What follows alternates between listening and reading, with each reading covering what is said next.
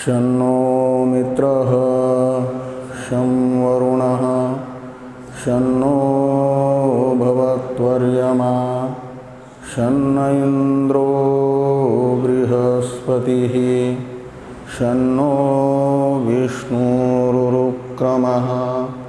नमो ब्रह्मणे नमस्ते वायो त्वमेव प्रत्यक्षं ब्रह्मासि त्वामेव प्रत्यक्षं ब्रह्म वदिष्यामि ऋतं वदिष्यामि सत्यं वदिष्यामि तन्मामवतु तद्वक्तारमवतु अवतु माम् अवतु वक्तारम्। ॐ शान्ति शान्ति शान्तिः। शङ्करं शङ्कराचार्यं केशवं बादरायणं सूत्रभाष्य भगवन्तौ पुनः पुनः ईश्वरो गुरुरात्मेति मूर्तिभेदविभागिने व्योमवद्व्याप्तदेहाय दक्षिणामूर्तये नमः। ॐ शान्ति शान्ति शान्तिः।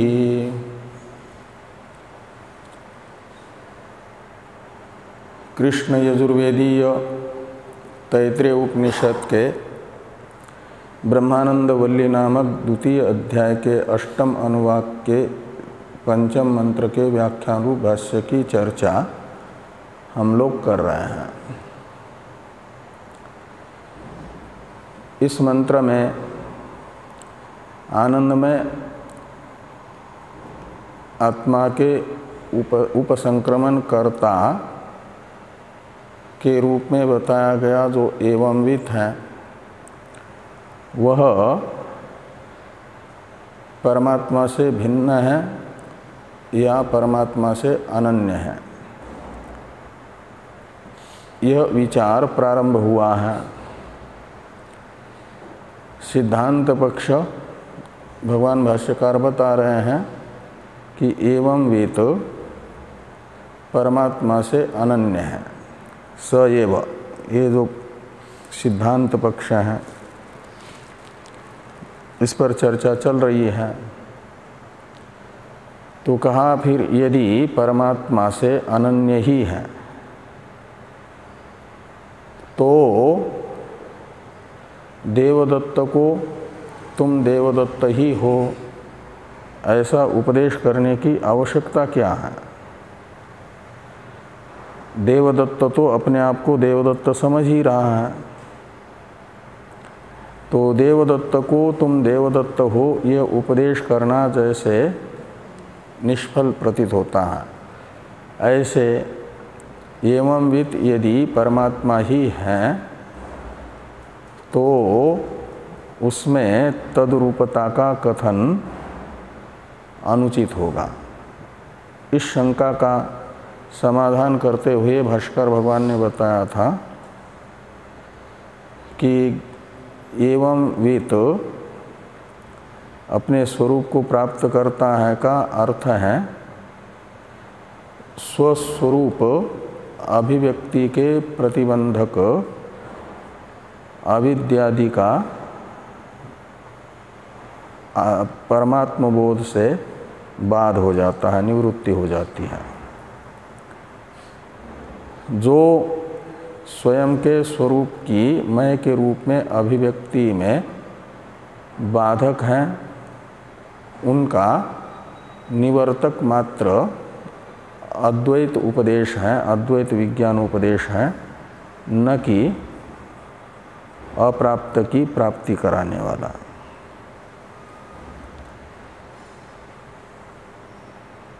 इसमें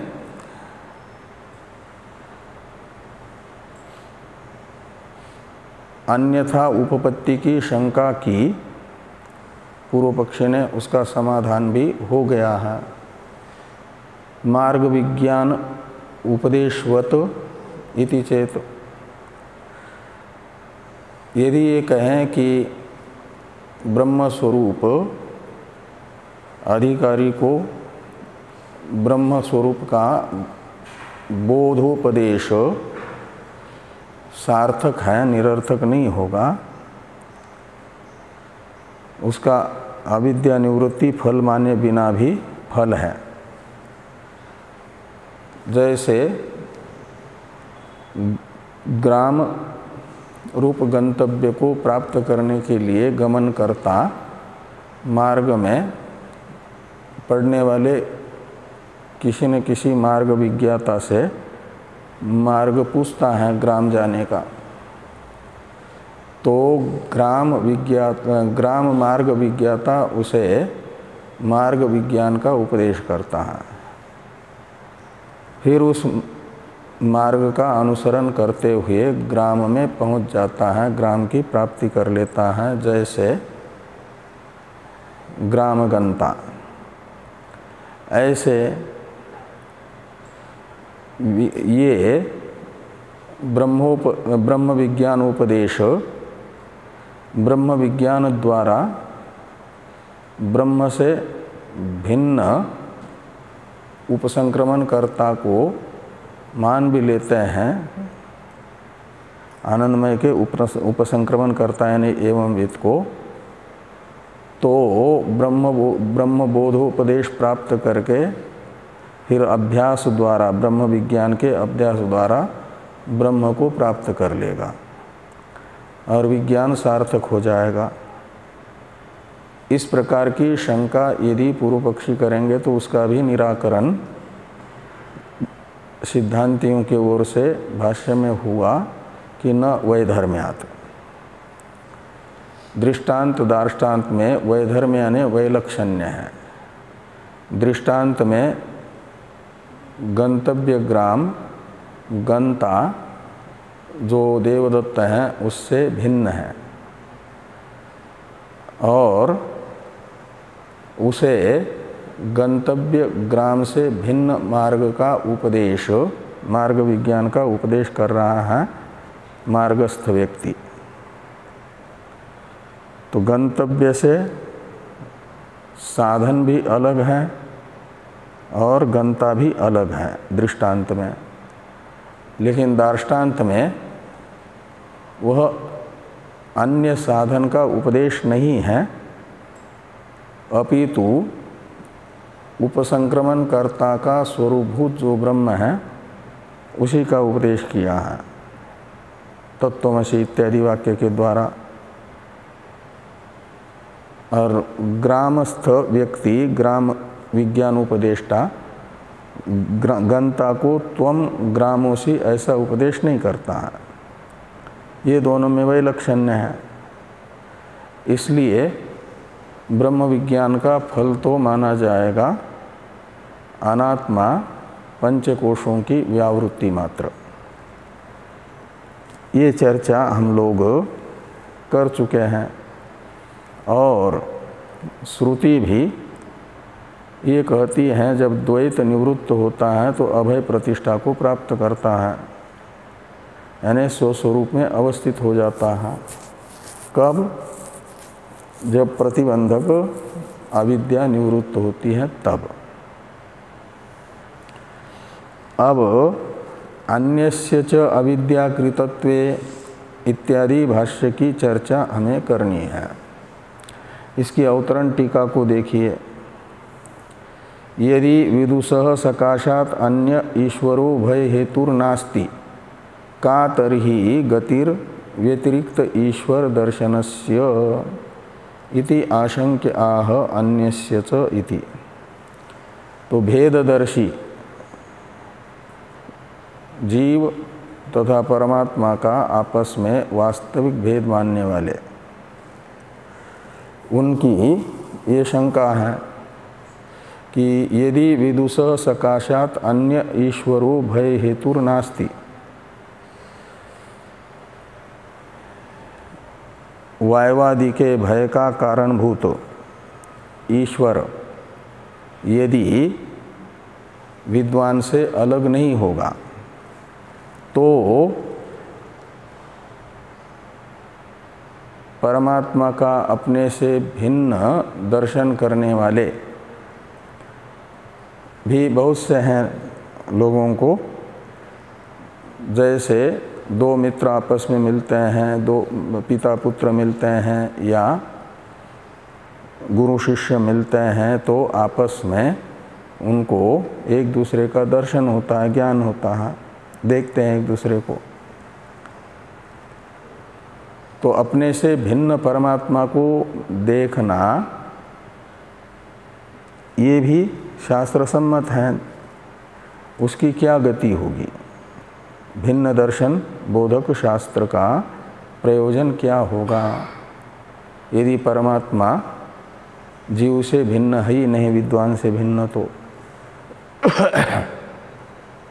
इस प्रकार की शंका का समाधान करने के लिए भाष्यकार भगवान ने लिखा कि अन्यस्य च अविद्याकृतत्वे विद्यया अवस्तुत्व दर्शन उपपत्ति। तो अन्यस्य च अविद्याकृतत्वे, विद्वान से भिन्न जो भी होगा, भेद तथा भेद धर्मी, ये अविद्याकृत है का मतलब काल्पनिक है, प्रातिभाषिक है। तो अविद्याकृतत्व का अर्थ होता है प्रातिभाषिकत्व। तो जो अन्य है यानी भिन्न है आत्मा से, वह मिथ्या है, अविद्याकृत है का अर्थ कल्पित है। तो विद्या अवस्तुत्व दर्शन उपपत्ति, तो अविद्या अवस्था में जो अविद्याकृत है का मतलब अविद्या का कार्य है भेद दर्शन। तो कारण रूपा अविद्या रहेगी तो उसका कार्य भेद दर्शन होगा।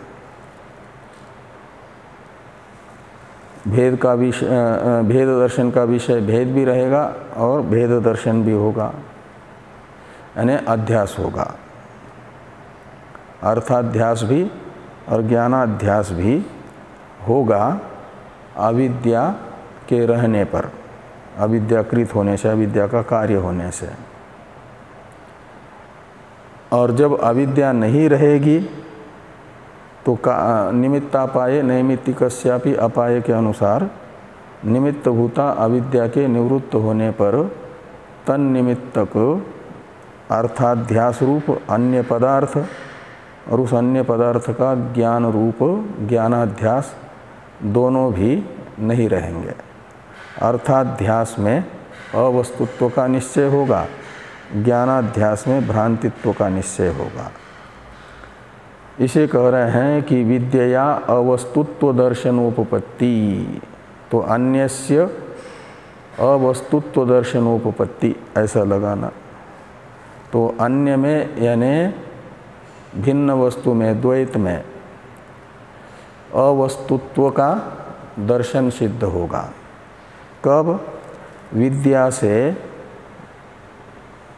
अविद्या की निवृत्ति होगी। तो निमित्त न रहने से द्वैत भी चला जाएगा, तो अद्वैत ही शेष रहेगा। तो इस प्रकार विद्या अन्यस्य अवस्तुत्व दर्शन, अवस्तुत्व दर्शन का मतलब हुआ मिथ्यात्व दर्शन। वस्तु कहते हैं सत्य को, अवस्तु का अर्थ निकलेगा मिथ्या और अवस्तुत्व का अर्थ निकलेगा मिथ्यात्व।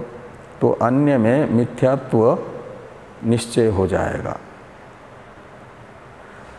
ये सिद्धांति ने बताया जो पूर्व पक्ष की शंका थी, भेद यानी भिन्न ईश्वर दर्शन को सफल कैसे माना जाएगा, उसकी क्या गति होगी? तो कहते हैं व्यावहारिक दृष्टि से भिन्न ईश्वर दर्शन व्यावहारिक फल वाला होने पर भी परमार्थ दृष्टिया अद्वैत होने से ईश्वर और आत्मा भिन्न भिन्न न होने से अद्वैतत्व यही सुनिश्चित है और भिन्न ईश्वर दर्शन को भी भिन्न घटादि दर्शन के तरह माना जाएगा भ्रांति रूप ही। ये यहाँ पर अन्यस्य च अविद्याकृतत्वे विद्यया अवस्तुत्व दर्शनोपपत्ति इससे बताया गया।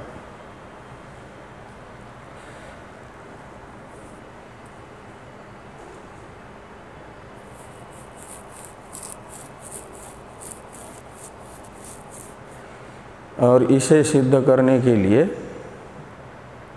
यानी अविद्या अवस्था में जो दूसरी वस्तु प्रतीत हो रही है वह विद्या अवस्था में प्रतीत नहीं होती है, इसलिए कल्पित है। इसे सिद्ध करने वाला ये दृष्टांत है कि तद ही द्वितीयस्य चंद्रस्य असत्वं यत् अतैमरिकेन चक्षुष्मता न गृह्यते। तो द्वितीय से चंद्र से असत्वम यानी कल्पितत्वम मिथ्यात्वम। तो चंद्र वस्तुतः एक है लेकिन दूसरा चंद्रमा दिखता है।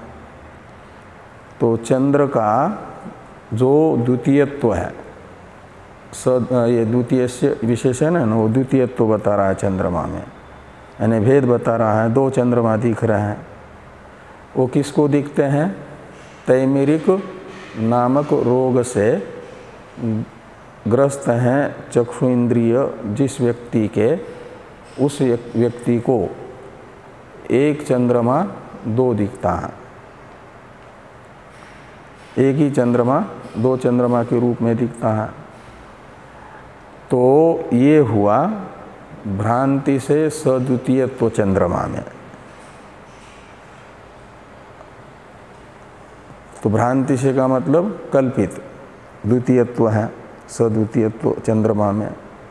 उसी को यहाँ पर भाष्य में असत्व शब्द से कहा गया है, कल्पित द्वितीयत्व को। ये जिस समय तैमेरिक रोग से युक्त नेत्र वाला चंद्रमा को दो देख रहा है, उसी समय जिसके चक्षु में तैमेरिक रोग नहीं है उसे कहा जाएगा अतैमेरिक।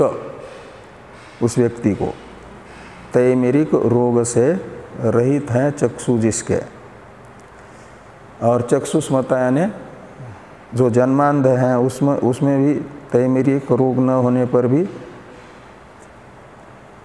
एक चंद्रमा का ग्रहण नहीं होगा ना, न दो चंद्रमा उसके गृहीत होंगे। इसलिए बीच में विशेषण दे दिया जन्मांध का व्यावर्तन करने के लिए चक्षुष्मता, मतलब दोष रहित प्रमाण है। तो निर्दोष प्रमाण से, चक्षु इंद्रिय प्रमाण है ना, प्रत्यक्ष प्रमाण, और उससे जो भ्रांति से प्रतीत होने वाली वस्तु हैं उसका ग्रहण नहीं होता है। तो ये कहा कि अतैमेरिकेन चक्षुष्मता यत् न गृह्यते तत् सद्वितीयस्य चंद्रस्य असत्वम, ऐसा अन्वय करना। यही असत्व यानी मिथ्यात्व है, कल्पितत्व है। थोड़ी टीका है, टीका को देखिए।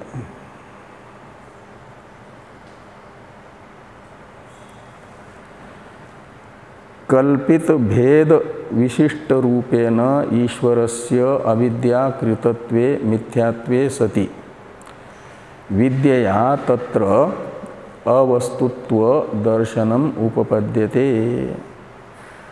तो जब कल्पित भेद विशिष्ट रूप से ईश्वर को अविद्याकृत माना जाएगा,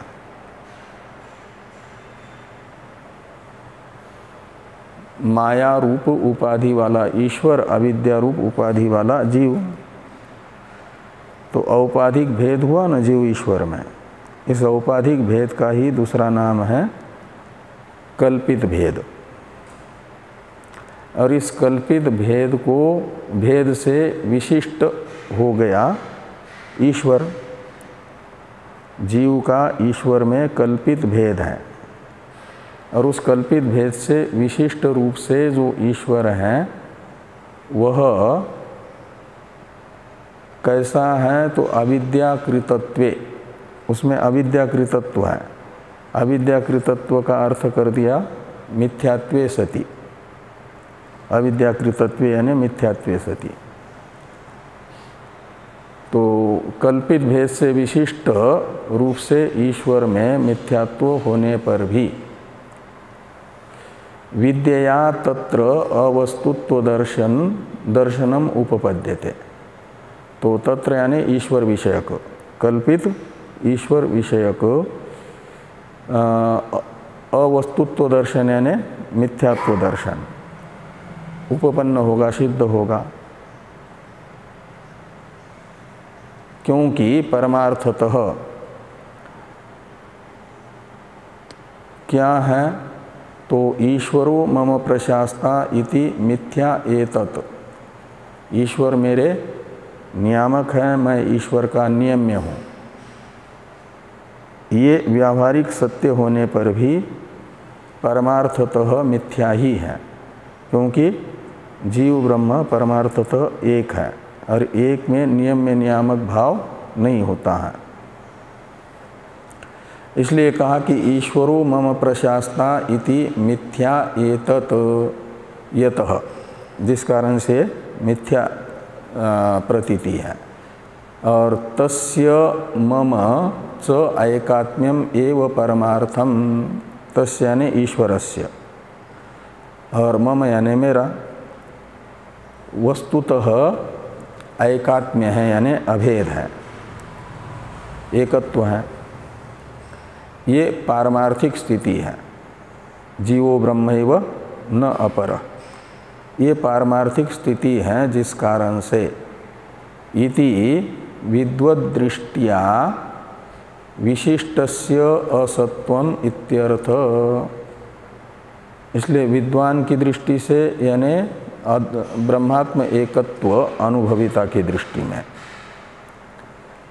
जो विशिष्ट वस्तु होगी वह असत्व है का मतलब मिथ्या है, कल्पित है, उसमें मिथ्यात्व ही है। तो कल्पित भेद विशिष्ट ईश्वर में भी अन्य विशिष्ट वस्तुओं के तरह कल्पितत्व ही मानना पड़ेगा। और जो सारी विशेषताओं से रहित कल्पित जितनी विशेषताएं हैं वो औपाधिक है और उन उपाधियों से विविक्त चैतन्य मात्र ईश्वर भी है, चैतन्य मात्र जीव भी है। और चैतन्य का स्वतः कोई भेद न होने से पारमार्थिक ऐकात्म्य ही है। ये विद्वान की दृष्टि है। अब ये जो सिद्धांतियों ने द्वितीय चंद्रमा के मिथ्यात्व को दृष्टांत बना करके भिन्न ईश्वर में भी मिथ्यात्व सिद्ध किया, इसमें दृष्टांत में दार्ष्टान्त के वैलक्षण्य की शंका पूर्व पक्षी करते हैं। फिर उसका समाधान करेंगे सिद्धांती। नैवं न गृह्यते इति चेत, ये सूत्रात्मक पूर्व पक्ष की शंका है। फिर उसका समाधान आएगा। तो ये नैवम का अवतरण देखिए टीका में, दृष्टान्तेन वैषम्यम शंकते नैवमिति। तो दृष्टांत के साथ दार्ष्टान्त के वैषम्य की शंका पूर्व पक्षी करते हैं। शंकते के कर्ता हैं पूर्व पक्षी। तो न एवं, ये एक प्रतिज्ञा वाक्य अलग, न इतना ही प्रतिज्ञा वाक्य मान लो कि न यानी सद्वितीय चंद्रमा के तरह ईश्वर मिथ्या नहीं है, द्वैत मिथ्या नहीं है, भेद मिथ्या नहीं है। ये पहले न का अर्थ निकलेगा, एवं के पहले वाले। इसमें हेतु एवं न गृह्यते इति चेत, तो एवं न गृह्यते यानी जैसे ज्ञान अवस्था में निर्दोष चक्षु इंद्रिय वाले व्यक्ति के द्वारा द्वितीय चंद्रमा का सत्व गृहीत नहीं होता है किंतु असत्व ही गृहीत होता है, ऐसे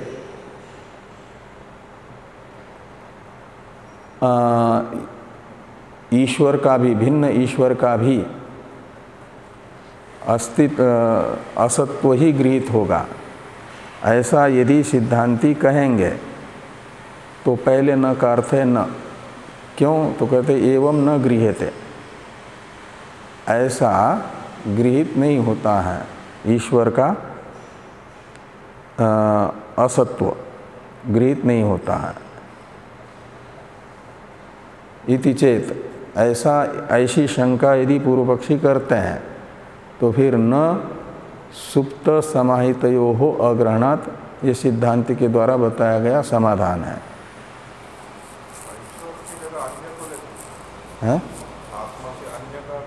जो भी अन्य होगा तो ईश्वर को भेद, ईश्वर के भेद, भिन्न ईश्वर दर्शन की गति पूछिए ना। मूल में शंका जो है क्या है कि यदि ईदुसः सकाशात अन्य ईश्वरो भय हेतुर्नास्ति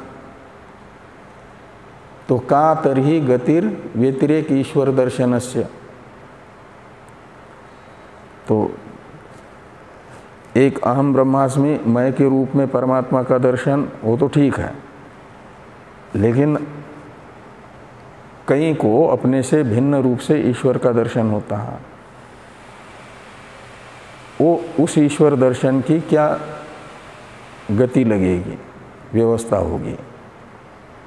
यदि भिन्न जो भी है वह मिथ्या है आपकी दृष्टि में, भेद मिथ्या है, तो क्या भिन्न ईश्वर दर्शन भी मिथ्या है? ये पूर्व पक्षी का अभिप्राय रहा। सिद्धांती उसे इष्टापत्ति मान करके स्वीकार कर रहे हैं। जब परमार्थ का, तत्व का उपदेश करते हैं तो उस समय तत्व दृष्टिया जो भी भिन्न होगा वो सब का सब कल्पित होगा। अद्वैत ही परमार्थ है। इसलिए कहा टीका में भी अगले वाले पृष्ठ पर पहली पंक्ति में कि ईश्वर मेरा शास्ता प्रशास्ता है, मैं ईश्वर का प्रशास्य हूँ। ये जो भेद दर्शन है, मैं ईश्वर का नियम्य हूँ, ईश्वर मेरा नियामक है, ये परमार्थ नहीं है, अपितु तस्य मम च ऐकात्म्यम एव परमार्थम। तस्य यानी ईश्वरस्य, और मम प्रशास्ता ईश्वर और प्रशास्य मैं, इन दोनों का परमार्थतः अभेद है। जैसे हनुमान जी ने कहा आत्मदृष्टिया त्वमेवाहम् इति मे निश्चितामति। ये जो तीसरी दृष्टि है ना, आत्मदृष्टि, उस आत्मदृष्टि से ये कहा जा रहा है। और आत्मदृष्टि होती है अद्वैत दर्शी में। इसलिए आगे लिखा कि विद्वत दृष्टिया, और पूर्ववर्ती दो दृष्टियाँ होती हैं साधक की। देह दृष्टिया तो दासोस्मि, देह दृष्टि है तो फिर परमात्मा स्वामी है और देहात्माभिमानी परमात्मा का दास है। और जीव दृष्टि है यदि बीच वाली, तो दोनों में अंशांशी भाव संबंध है। ममय वांसो जीवलोके जीवभूत सनातन। और इन दोनों दृष्टि से ऊपर उठी है जिनकी दृष्टि, आत्मदृष्टि हो गया है, तो हनुमान जी कहते हैं कि आत्मदृष्टिया त्वमेवाहम्।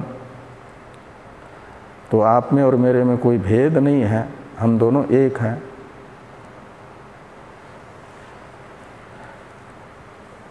तो इसलिए विद्वत दृष्टिया लिखा है ना। तो हनुमान जी की 3 दृष्टि में से 2 दृष्टि हैं अज्ञानी साधक की दृष्टि, और तीसरी दृष्टि है ज्ञानी की दृष्टि। हनुमान जी तीनों हैं, हनुमान जी के पास तीनों दृष्टियां हैं, क्योंकि वो ज्ञानी नाम अग्रगण्यम भी है।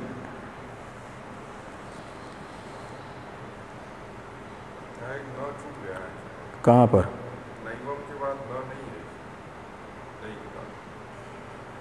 तो न नए पुस्तक में न नहीं है तो अच्छा है, एक न, इस न को लगाना थोड़ा कठिन पड़ रहा है।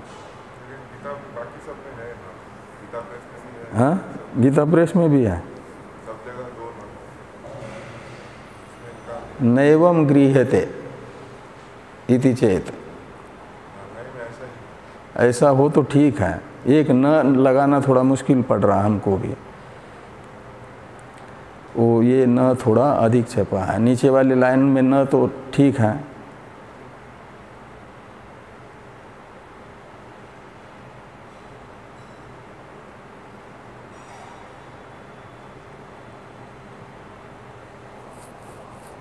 और न है तो खींचतान करके ऐसा लगाना पड़ता है कि ईश्वर का असत्व गृहीत नहीं हो रहा है।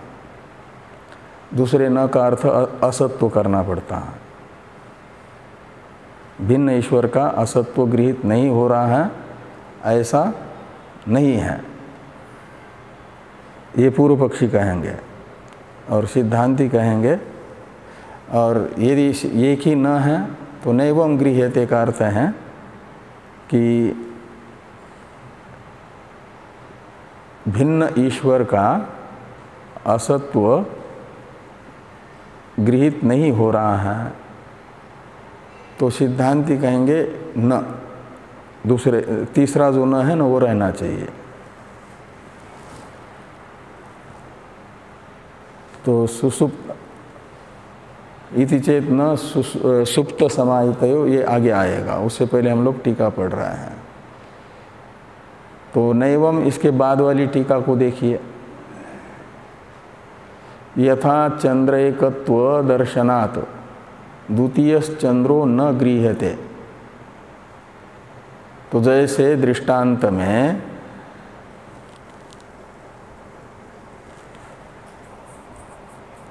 द्वितीय चंद्रमा का, चंद्र का जब एकत्व ग्रहण होगा तो द्वितीय चंद्रमा का ग्रहण नहीं होता है, ऐसे जीव ईश्वर एकत्व का ग्रहण होने पर भिन्न ईश्वर का ग्रहण नहीं होगा, ऐसा नहीं है। ये टीकाकार भी लगा रहे हैं कि न गृह्यते एवं नैवं ब्रह्मविदा न गृह्यते व्यतिरिक्त ईश्वर। तो ब्रह्मज्ञानी के द्वारा भी ब्रह्मविद हैं अद्वैतदर्शी, तो अद्वैतदर्शी के द्वारा व्यतिरिक्त यानी अपने से भिन्न ईश्वर का ग्रहण नहीं किया जा रहा है, ऐसा नहीं है। का मतलब दो न मान रहे हैं, ये द्वितीय न भी मान रहा है, तो ठीक ही है। और प्रतिनियत आगे इसी का अर्थ कर रहे हैं, नैवम न गृह्यते इति चेत, इसी का कि प्रतिनियत प्रपंच अवभासस्य भोजनादि प्रवृत्ति अनुपपत्त्या जीवन मुक्तस्यापि अभ्युपगमात् प्रपंच प्रतिनियत नियमस्य च ईश्वर अधीनत्व अभ्युपगमात् इत्यर्थ। ये पूर्व पक्षी का कथन है। नैवम न गृह्यते इति चेत, इस शंका करने वाले पूर्व पक्षी का ये अभिप्राय है कि प्रतिनियत प्रपंच अवभास, प्रतिनियत प्रपंच अवभास है ब्रह्मज्ञान होने के बाद भी ब्रह्मज्ञानी का अन्नमय कोश, प्राणमय कोशादि यानी कार्यकरण संघात, ये नहीं कि बिना खाए पिए ही जीवित रहेगा। जैसे अज्ञानी को कार्यकरण संघात को बनाए रखने के लिए भोजन करना होता है, ऐसे अद्वैतदर्शी को अद्वैत दर्शन होने के बाद भी वो जीवन मुक्त हो गए, लेकिन उस समय भी उपाधिभूत कार्यकरण संघात को टिकाए रखने के लिए भोजन आदि करना होता है। तो प्रतिनियत प्रपंच है कि क्षुधा लगी तो क्षुधा निवृत्ति के उपाय भोजन को अपनाना, यदि किसी ने प्रश्न किया तो उसका उत्तर देना इत्यादि ये प्रतिनियत व्यवहार है। और इस प्रतिनियत प्रपंच का भान जीवन मुक्त को भी होता है, स्वीकार किया गया है। प्रतिनियत प्रपंच अवभासस्य का अन्वय करिए जीवन मुक्तस्य के साथ। तो जीवन मुक्तस्य प्रतिनियत प्रपंचावभासस्य अभ्युपगमात्, तो जीवन मुक्त का भी प्रतिनियत प्रपंच अवभास यानी प्रपंच का भान व्यवहार ये स्वीकार किया गया है। व्यवहार तो ज्ञानपूर्वक ही होता है ना। तो इससे क्या हुआ, तो इससे ये स्वीकार करने की ज़रूरत क्यों पड़ी, कहते इसलिए कि भोजन आदि प्रवृत्ति अनुपपत्तिया, यदि जीवन मुक्त का भी प्रतिनियत प्रपंचावभास स्वीकार नहीं करेंगे तो ये जो भोजन आदि में ब्रह्मज्ञानी की प्रवृत्ति है वो नहीं हो पाएगी। भोजन लगा तो क्या नाम, भूख लगी तो भोजन में ही प्रवृत्त होगा, पानी पीने में नहीं। प्यास लगी तो भोजन करने में प्रवृत्त नहीं होगा, पानी पिएगा। ये है प्रतिनियत व्यवहार। वो अज्ञानी का जैसा होता है ऐसा ही ज्ञानी का भी होगा। तो इस अभिप्राय से कहा कि प्रतिनियत प्रपंच अवभासस्य भोजनादि प्रवृत्ति अनुपपत्त्या जीवन मुक्तस्यापि अभ्युपगमात् प्रपंच प्रतिनियमस्य च, और ये जो साध्य साधन भाव व्यवहार में लगाया है उसका नियमन कौन करता है, उसका नियामक है ईश्वर। तो प्रपंच प्रतिनियमस्य च ईश्वराधीनत्व अभ्युपगमात्, तो व्यवहार अवस्था में जो व्यावहारिक साध्य साधन भावादि नियमन है उस नियमन का कर्ता है ईश्वरी। और ज्ञानी को जब ईश्वर के द्वारा नियम्य साध्य साधन भाव प्रतीत हो रहा है का मतलब उसका नियामक ईश्वर भी प्रतीत हो रहा है। तो और उधर तो एक चंद्रमा के दर्शन होने पर एक चंद्रमा दृष्टा को द्वितीय चंद्र नहीं दिखता है। ये दृष्टांत दार्ष्टान्त में वैषम्य है। ऐसी शंका यदि पूर्व पक्षी करते हैं तो इसका समाधान न सुप्त समाहितयोः अग्रहणात्, इस वाक्य से भगवान भाष्यकार कर रहे हैं। इसकी चर्चा हम लोग करते हैं कल। ओम शन्नो मित्रः शं वरुणः शन्नो भवत्वर्यमा शन्न इंद्रो बृहस्पतिः शन्नो विष्णुरुक्रमः। नमो ब्रह्मणे नमस्ते वायो त्वमेव प्रत्यक्षं ब्रह्मासि त्वामेव प्रत्यक्षं ब्रह्म वदिष्यामि ऋतं वदिष्यामि सत्यं वदिष्यामि तन्मामवतु तद्वक्तारमवतु अवतु माम् अवतु वक्तारम्। ओम शांति शांति शांति ही शंकरम्।